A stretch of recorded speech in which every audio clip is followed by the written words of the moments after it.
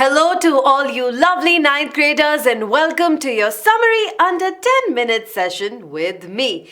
Today we will be covering chapter 11 from Beehive, which is If I Were You. So let's get started. If I Were You is a play written by Douglas James. Now it begins with the phone conversation of a dramatist or a person who writes plays, Gerrard, who was preparing to leave his house in order to attend a rehearsal. After hanging up the phone call, he starts packing his travel bag.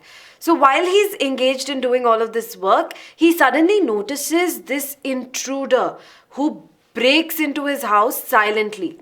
Now, Gerrard notices that the unknown man resembles him quite a bit and is holding a revolver in his hand. This intruder, without wasting any time, asks Gerrard to raise his hands up in the air. Gerrard, on the other hand, is surprisingly relaxed in the situation and does not panic even though he's at gunpoint. He starts chatting with this intruder and asks his name in a very pleasant manner.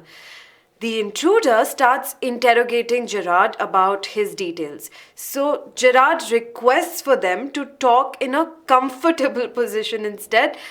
So the intruder asks him to sit down on a chair. As they start talking again, the intruder asks Gerrard if he stays alone and owns a car. To this, Gerrard replies that he often travels due to the nature of his work. One of his bags is always kept packed as there are days when he needs to travel out for some urgent work.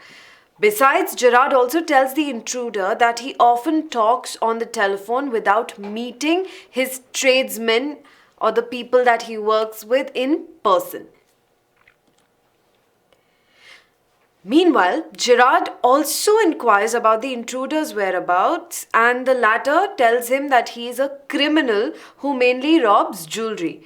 Further, he also killed a policeman and he wishes to take Gerrard's identity by killing him so that he can keep himself from being arrested.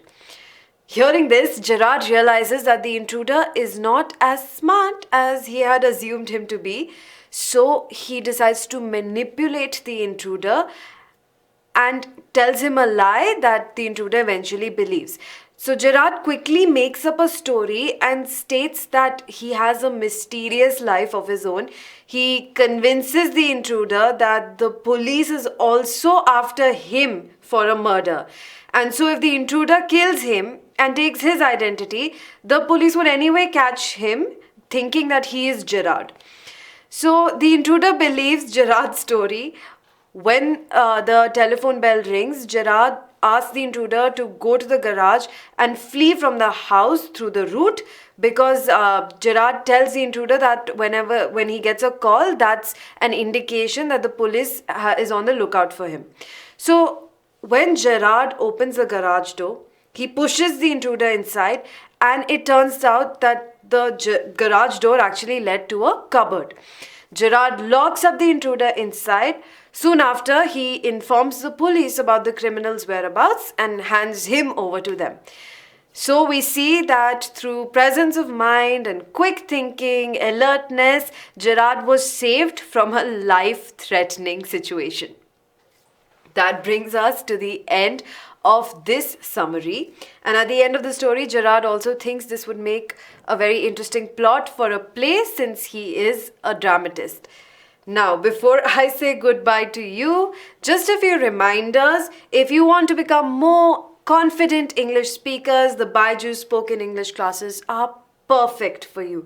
So do give them a shot. You're getting the 2 months confident speaker program at a lower cost. This is a limited time offer. Do make use of it. Link is in the description and you can see all that you will get out of these classes and much more. So don't miss out on this opportunity.